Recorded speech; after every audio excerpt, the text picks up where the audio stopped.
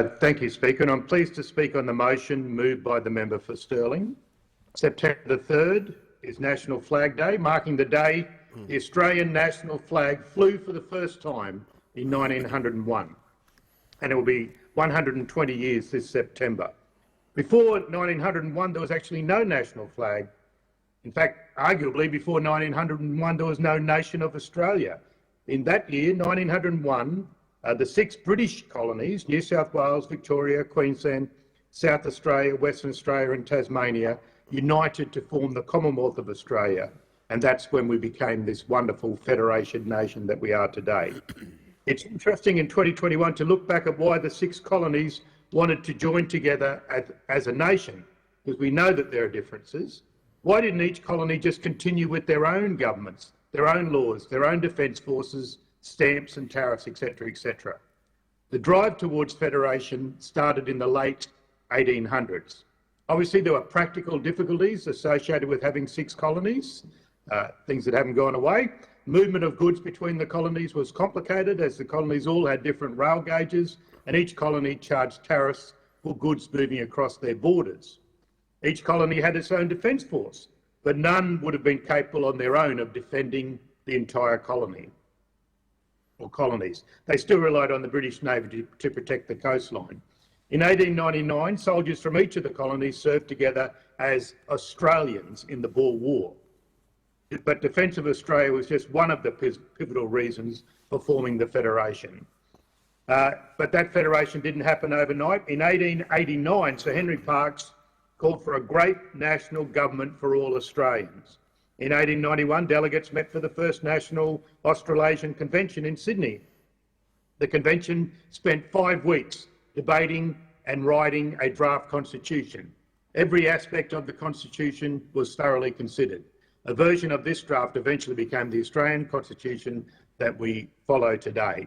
One of the key features of the draft constitution was that the federal parliament would have responsibility for areas which affected the whole nation, such as trade, defence, immigration, postal and telegraphic services, marriage and divorce. And you know what else made its way into the constitution as a responsibility of the new federal government, Speaker, because of its effect on the whole nation? Quarantine. After a series of referendums in the colonies for the people to agree to federation, on the 1st of January 1901, Australia became a nation. That public competition was held to find a design for the Australian national flag, and the winner was announced on the 3rd of September 1901.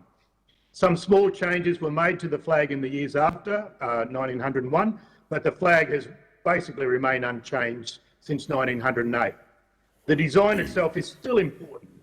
The Commonwealth Star has 7 points representing the 6 states that I mentioned, or the 6 colonies, and the 7th representing all of the territories. The Southern Cross is symbolic of our unique place in the world.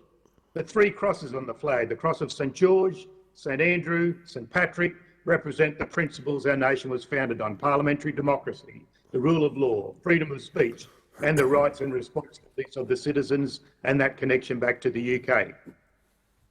At the recent Olympics in Tokyo, we watched as Australian flag bearers Paddy Mills and Kate Campbell proudly displayed our national flag in the opening ceremony. When our athletes were presented with medals on the podium, it was our national flag that flew proudly overhead so many occasions. It may not have been intended when the flag was designed, but the inclusion of the Southern Cross has particular significance to First Nations people.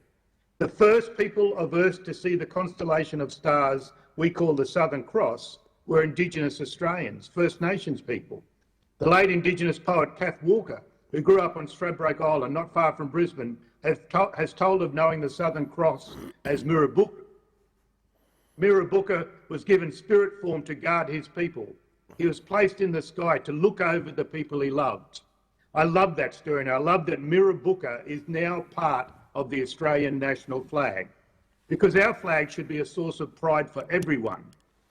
You can badge yourself with the Australian national flag, you can wrap yourself up in it, but it means nothing unless you are living the ideals that it represents. You can stand in front of the national flag and make announcement after announcements that impact on all Australians, but the flag won't change the impact of those announcements. It won't make untruths true, and it won't make spin reality.